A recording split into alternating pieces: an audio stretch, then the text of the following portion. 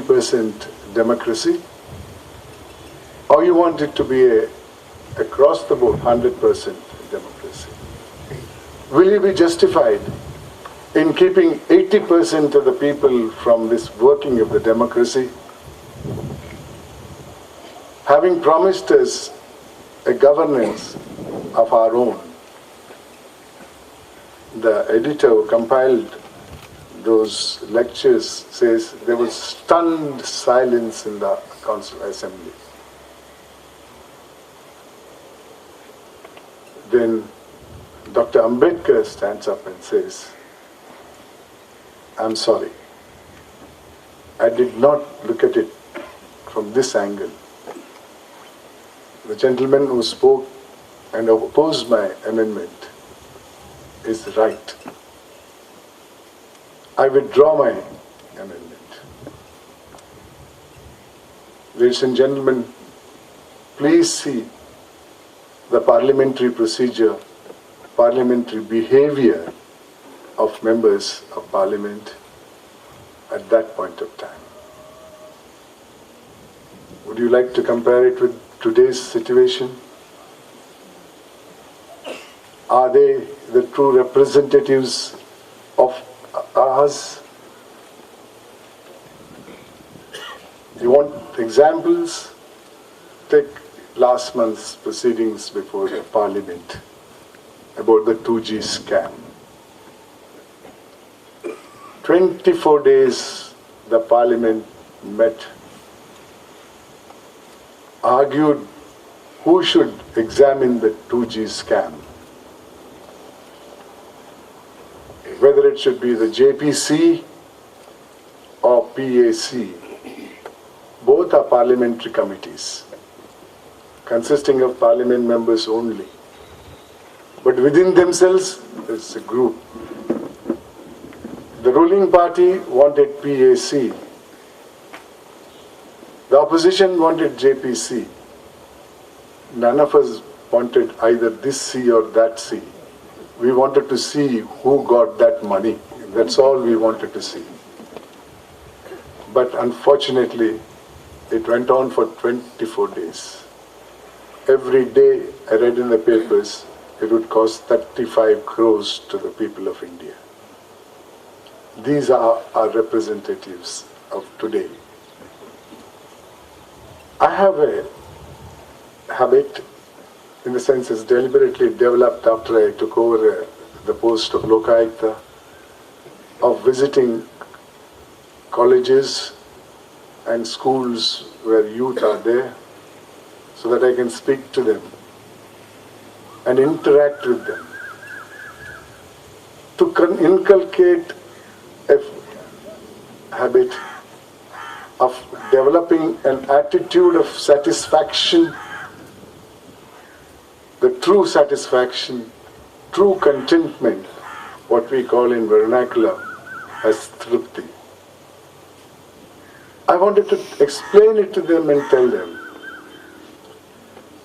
I've been to 233 educational institutions in the last 4+ years and interacted with them. My message to them is, the true satisfaction lies in the legitimate income of yours or your parents. Not any income which comes from any source and every source by any method or otherwise.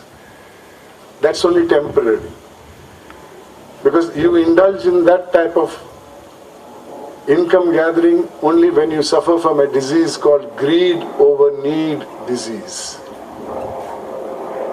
Please don't succumb to that disease.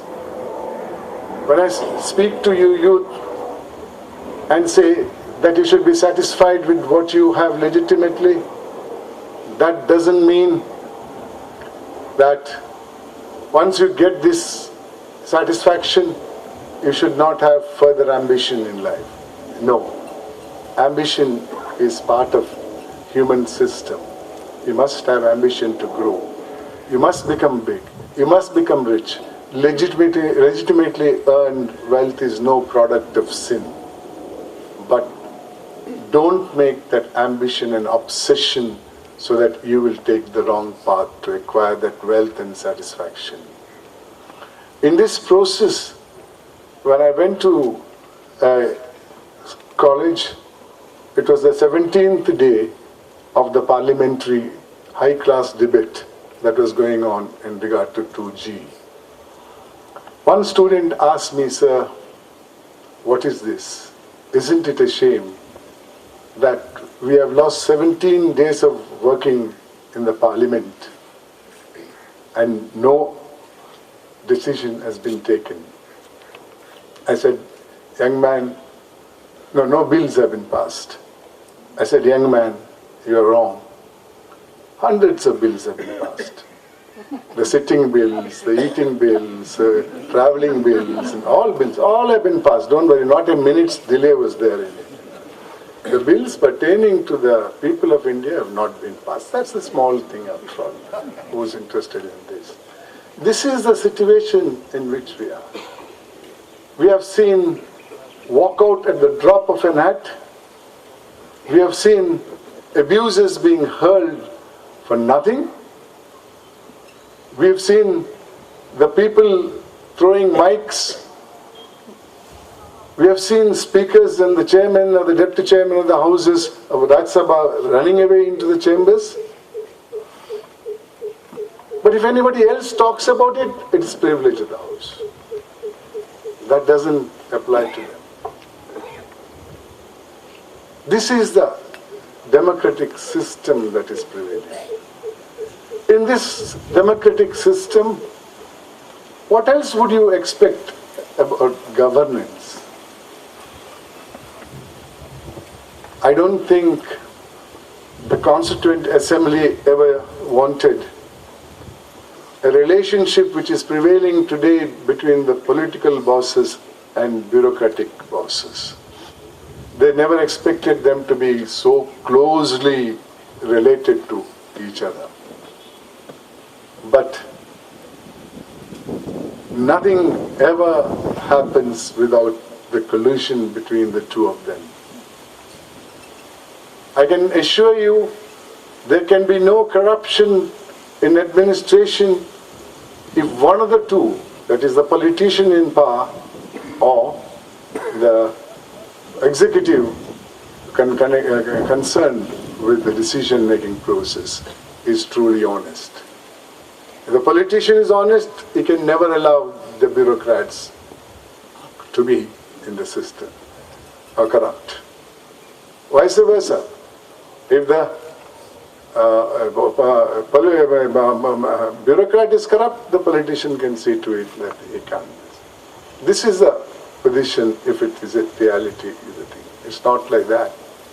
I today call the relationship between the bureaucrats and political bosses of that of a conjoined twins. They are inseparable. They have to be surgically removed. That surgical operation is necessary today if you want this country to go forward in the manner in which it is to move. We have developed, no doubt about it. Our GDP has gone up, no doubt about it. But whose GDP are we talking about? Are we talking about the millions of people who are in the rural India? Are we talking about the GDP of other ordinary people in the city? We are talking about the GDP of few companies whose monetary growth has gone to such an extent that it can compensate for the loss or this thing of the other people. So our GDP is 6.5 today, it may go up to 7, 8 or something. In this system, I quite often get a feeling that this is the meaning of the democracy today, is a government of few, by few, for few. Really, the development that should take place in the rural areas after the Panchayat Raj Act came has not come at all. Mahatma Gandhi once supposed to have said that take administration to the houses in the villages. Don't make them come to cities. We have not taken administration by bringing the Panchayat Raj Act. We have only taken politics and corruption to those places where both of them were not existing. I have seen in Karnataka, because of reservation for women in the Panchayat chairmanship, mother-in-law fighting against the daughter-in-law, brothers fighting against each other, where earlier it was not the system in any rural India. The system used to be, if one person, the elder, decided to go ahead in favor of a particular party or candidate, others followed it. But today, no. Everybody is greedy. They want to make money out of the amount that is given to them. What do we talk about? Honesty in administration.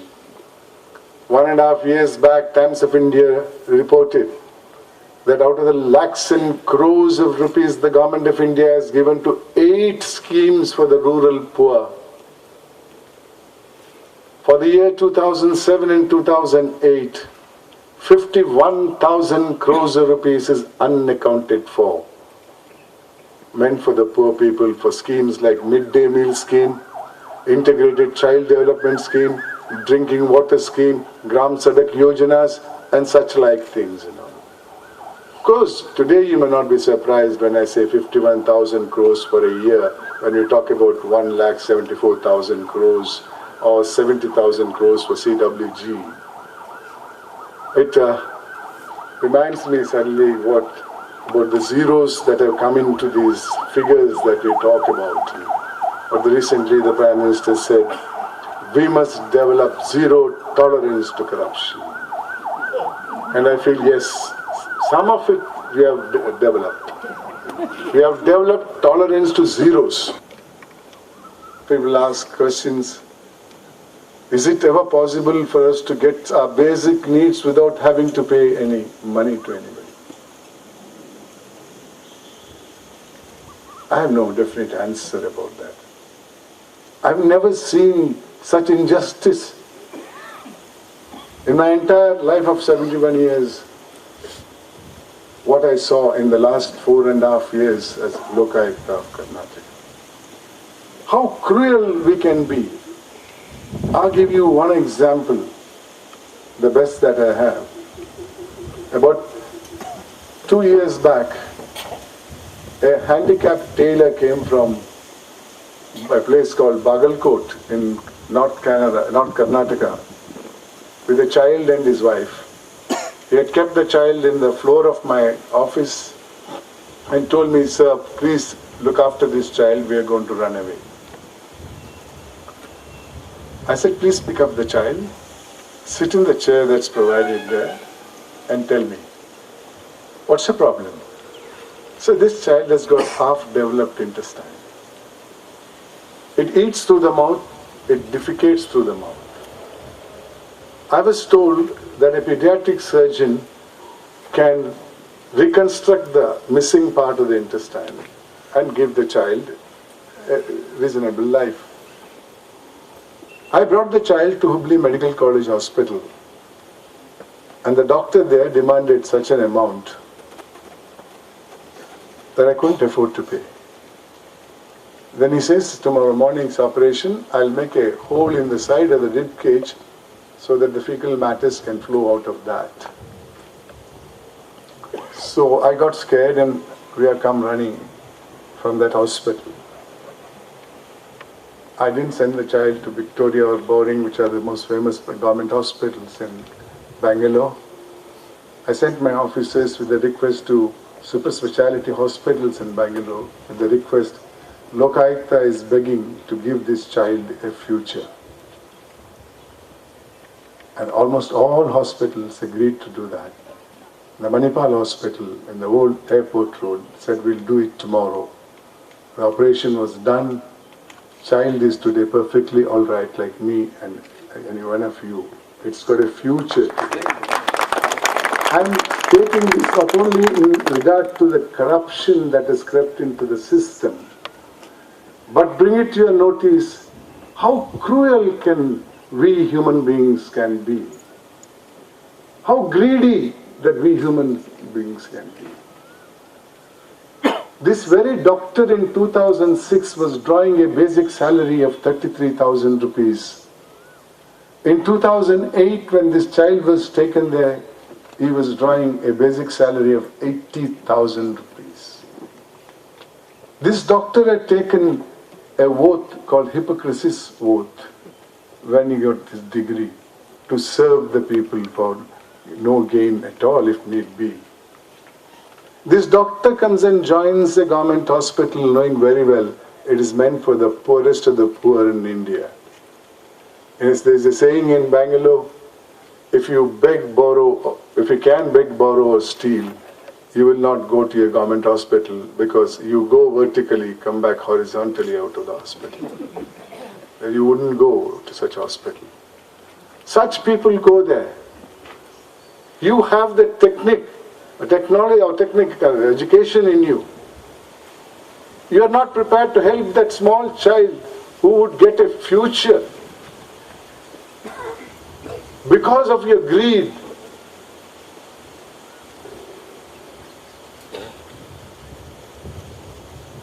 I cannot believe this.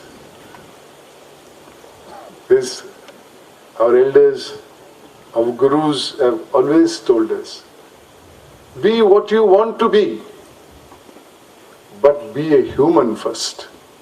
That's the most important requirement of a human being. And we have doctors who are not prepared to help a patient in spite of the fact you get your salary. What sort of a society we are living in? We got elected representatives who are supposed to go and espouse a cause somewhere. No, they're not prepared to do it. When we started drafting the Jan Lokpal bill, and it reached some stage because of Anna Hazareji's effort and people's movement becoming stronger and stronger, all sorts of